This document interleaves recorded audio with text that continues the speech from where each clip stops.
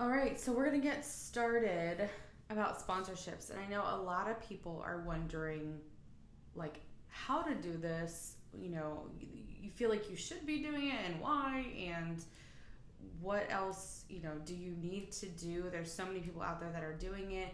What are you doing wrong? There's a million questions. I just recently talked to a friend about this, and I really, with the teacher in nature in me, I want to make this as simple as possible. Also, I'm doing a new thing where I'm trying to do this simultaneously with our recording. So here we go. Been talking to a friend about this, and I don't want it to seem like it's so complicated. What I'm going to say up front about sponsorships and pitching, it's tedious and it takes time, and that's the part that sucks. So I'm going to tell you right now, if you don't have a system in place, if you don't have help, you need to, and you need to find some people or get a spreadsheet that's going to rule your life on this topic when it comes to sponsorships. So I've got my notes here. Let's dive right on in. So when it comes to sponsorships, and a lot of this, I'm going to preface, is going to be very transferable to paid partnerships. So if you're an influencer, if you are a company, if you have a brand and you want to collaborate with another brand, and you have something that you can offer to them and you feel like you should be compensated for that, this can definitely apply in that sense too. So here we go. First of all, number one, what is your focus of why are you getting sponsorships? Look at why you're doing this in the first place.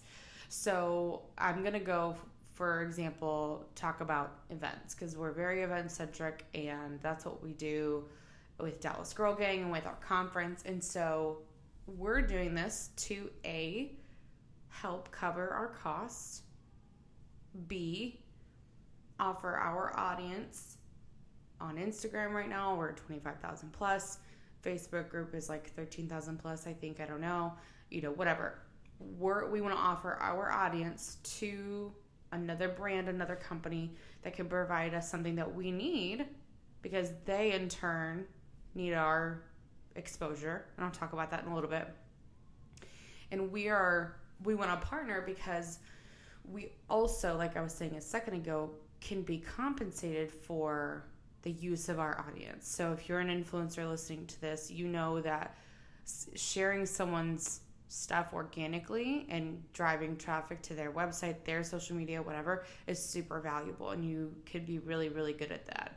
And you deserve to be compensated for that, because that's your work. And so the number one thing, why are you even trying to get sponsors? Is it because you think that's how it should be done? Is it because you want partners and you need help and you need a good team?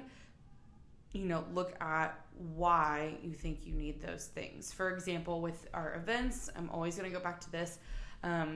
What do we have on our end that we could do something in a trade basis partnership that makes sense for an event? For example, there is a new up and coming, let's just say, I don't know, drink company, whether it's water or wine or coffee or something.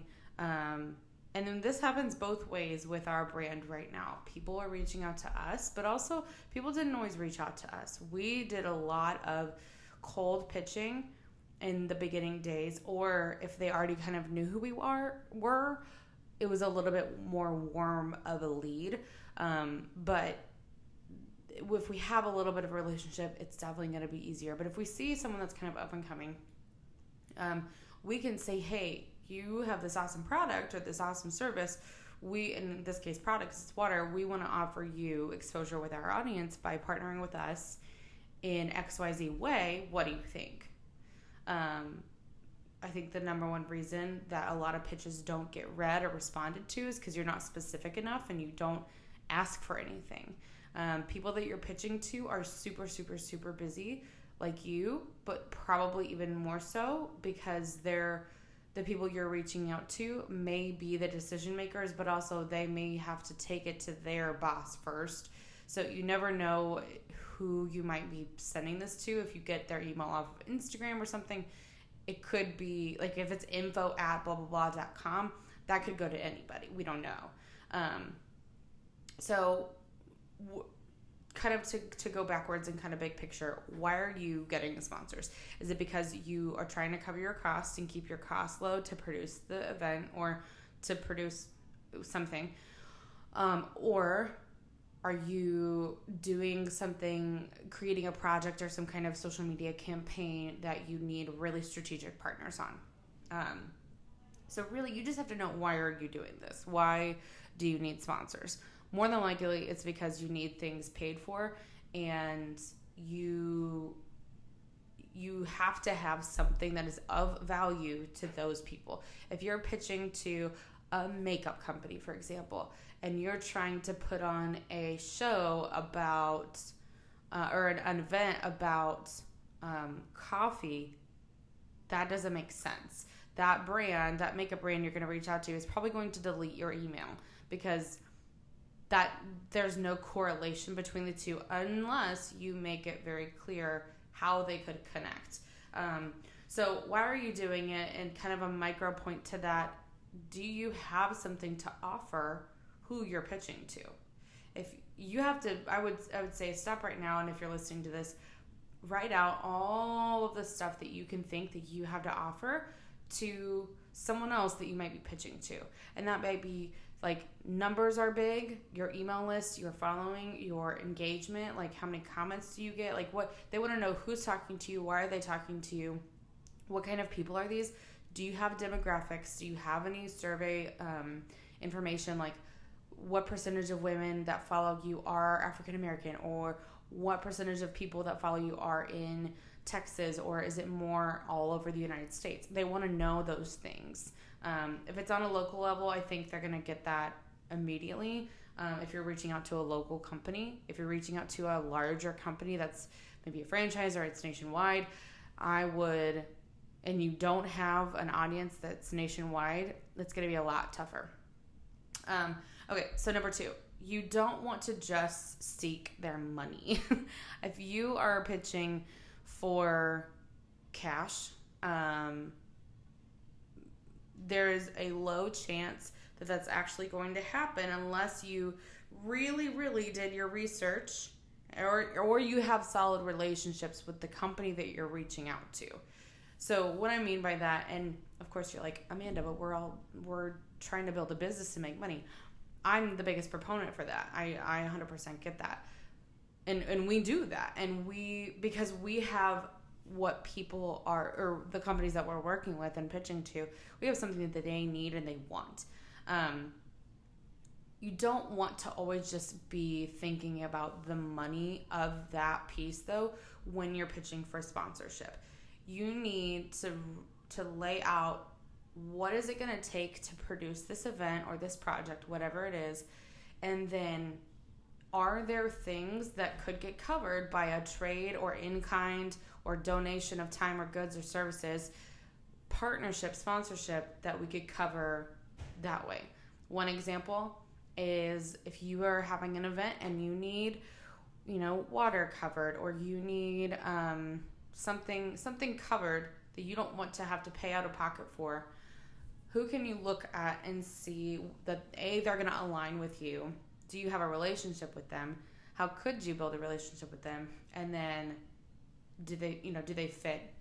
And things like that. For example, if you're trying to reach out for a sponsor that, to sponsor drinks or something at your event, you don't need to send them a pitch with all of the monetary levels of sponsorship, because they're not going to, more than likely, unless they have bigger plans down the road to expand their product line or do something more innovative, their marketing dollars are not going towards a small local event that they're not going to get a return on. That's the other thing. You don't want to think about just money, sponsorships all the time, because these companies, and I say these companies, that's very general, and I don't mean to be general. If you're working on a local level, especially a growing business, They want to know what's going to be the return on their investment, and they're probably going to ask you that. They're going to say, what are we going to get out of this? Are they going to get exposure? Are they going to get on social media? Is their product going to get in the hands of like hundreds of people? Like, what's going to happen that's going to make their brand grow or their revenue drive up? So you need to know that. The third thing is to freaking do your research. I'm laughing because I was talking to my assistant the other day. Yes, I hired an assistant. If you need a virtual assistant, please let me know, because Ashley Reyes is just an angel sent from God. She has been amazing. I digress. If you need her info, please let me know, because she's making our world a better place to be. But do your research, you guys. Oh, and I'm saying this, it's not like you guys have done this, or you know what? We've all probably done this. We are getting pitched left and right, whether it's for the podcast or Dallas Girl Gang or me personally. And these people have not done their research. They don't know who we are. They don't even know my last name. They don't know that they don't even know that we host events every single month. We host like 2 events a month. In 2020, that's my goal, is just 2 a month. In 2019, we did 40 events. That's more than 3 a month. So we're not doing that again because your girl is tired. But they don't know who we are, y'all. They don't listen to the show. They don't follow us on social media. And here's what I think is happening. They see a big number on Instagram, or they see something that's trendy and cool, and they jump because they have themselves in mind. If you're pitching with yourself in mind, you might as well have never sent that email, because they're probably going to delete it. I deleted 3 emails just today because within the first 30 seconds of reading, I knew they had no idea who we were. They were asking for things that don't make sense for us, and it was a waste of our time. And I know that sounds really harsh, but when you're running a business for profit and for growth and for changing people's lives, you don't have time to sift through. Also, these specific emails I was getting, they had been emailing us multiple times and from different accounts. And so that's where I'm like, this is not okay. They were trying to get us from every angle. And it didn't even make sense for us to partner with them. Like, they had nothing to do with what we do. Anyway, I digress. Also, there was one pitch we got recently that was like asking for a bunch of money for an event that was very similar to something that we do. And so that tells me right off the bat, they have not researched anything. They haven't seen that we do our own conference. They haven't seen that this would be kind of a conflict of interest. And they just want money. Also, if they would have done their research, they would have seen I am a full-time teacher still, hoping to quit and get out soon. But we're a startup. We're less than 2 years old, technically. And we are not a company that has the resources right now to be dishing out $1,000, $5,000, $10,000 to a sponsorship for something we don't even know about.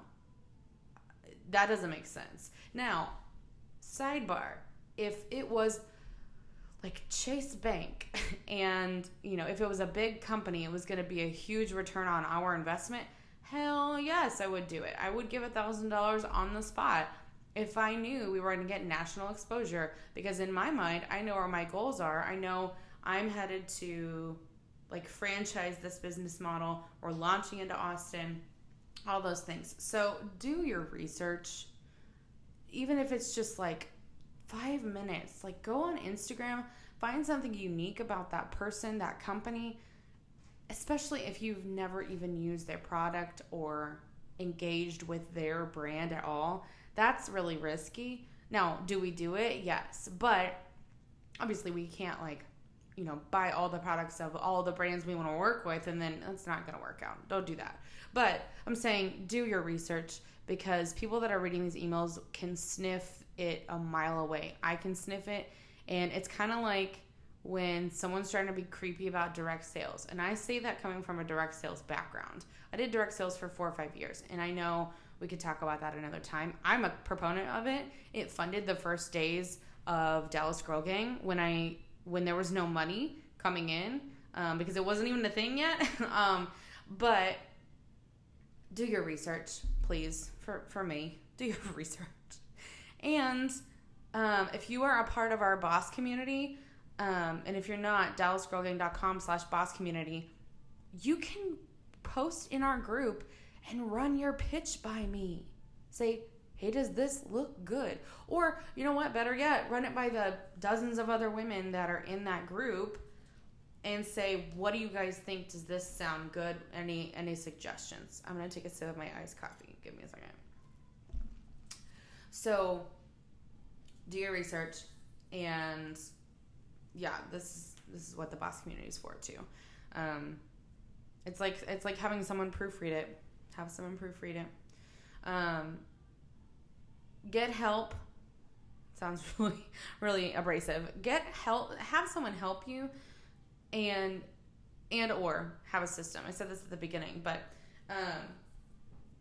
if you don't have a spreadsheet of like who you've reached out to, what's the brand, what's the email, when did you contact them, when did you follow up, have you followed up yet, are they interested, have they emailed you back, all of that data is going, and you guys, a year ago, if you would have asked me this, I would have been like, ooh, like that sounds really boring and tedious, like I'm just going to do what I want. If you don't have a system in place, you are going to leave money on the table. And I will say that again. You are going to leave money on the table if you are not organized. And I was just talking to Abby about this. Abby Hillis is the founder of Grow Group out of Austin, but she's helping me plan the conference this year. She's amazing and a great friend. And we had a pause moment last week, and she was like, we have to, like, there's so much going on in my company right now, in her company, and we're planning this conference. And, you know, we're 7 months out from this thing. And so she was like, we need to see who else can help us. And she's got people on her team too, but who can step in and help us just make sure this is all organized? Because we had a system and we had things going, but with a massive conference like that, I say massive, it's massive to me, whatever. She's got so much going on. I have my responsibilities.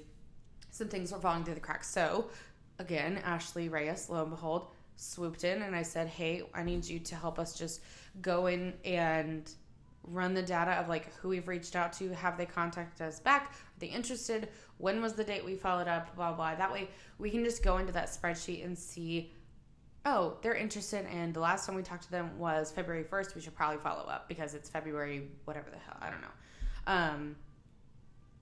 So get help, have a system. If you are like, I can't afford help, I can't afford an assistant, it's surprisingly affordable. So even if you don't, you know, bring Ashley to your team, find someone like Ashley who you can pay, you know, $15 an hour, $10 an hour, maybe even if it's a college student. Maybe a lot of this stuff is research, right? I said do your research. Well, if you're doing this as a side hustle, especially side hustlers, listen up. You're going to need some help. You cannot do this by yourself. I will preach this until the day I die. You can't do this by yourself. You can't. I'm telling you right now, you cannot do it by yourself. So find a friend, find a college student, either someone to volunteer their time, pay them, you know, $15 an hour for 2 hours a week to do some research for you. And I'm saying they need to research different kinds of companies that you're looking for, their email addresses, whatever it might be. Find the work that you like to do and then delegate the stuff that you don't like to do to someone else if you can afford that. Or maybe you're still at a stage where you are like solopreneuring it, and I totally feel you 100%. But if this is something that's like you're in the very beginning stages, maybe you can do it by yourself, and maybe there's a one-time project that you need help with. So let's just pretend this is your first event you've ever thrown. You're going to need a lot of help. if you have never thrown an event, unless if it's like a for-profit, longer than 2 hours, more than 20 people, you're going to need help. There's so many things that go in and out of event planning that you're going to need somebody. So it's worth it on the front end to invest if you have to pay someone to help you in this process, so that later, or really in that the other time frame, you can spend that time doing the stuff that's income producing, if that's your focus, which most likely it's going to be, so that the end result is positive and you are not breaking even or in the negative, God forbid. I am very, very proud of the fact that we're self-funded, and I'm very, very, very proud of the fact that we've never gone into the negative at all. And that's why I say I am a huge proponent for direct sales, because if you're passionate about it and you're good at it and you're not going to bother people and be sleazy and sneaky, it makes you money, and you get to help people and serve people and learn how to lead and learn how to run a business, hopefully, if they have good training. And then it can fund what you actually have in your head of like making, something real happen in the world. And that's not necessarily what I did. It's partially what I did, but I didn't know it was going to happen, right? I had no idea that I would start a Facebook group, and then all of a sudden now there's like 13,000 people in this group, and I only know so many of them. But anyway, so get some help, have a system, get organized. If you're not in the boss community, I would highly recommend you jump in there and workshop these ideas with other business owners. Get some proofreads going. We have a group me that we have going that's just available 24/7 for whoever. And then we do monthly Zoom calls, and then I bring on an expert in a specific topic once a month to share with us about whether it's their business or whatever their expertise is. So I'm going to recap our points here again, and we'll do a part 2 next week. And I want to know what you guys think and what other questions you have. So number 1, why are you getting sponsorships? You have to know why. Number 2, don't just focus on the money. What else can people partner on with you that gives equal value on both sides? It's not going to cost anybody money, but it's going to benefit both parties. Do your freaking research, and then get help and have a system. So bada bing, bada boom. Less than 30 minutes. That was pretty amazing. I'm proud of myself. I think it's just because I had some Dunkin' coffee. Not an ad. I just love Dunkin'. I wish they would sponsor me. So what's coming up?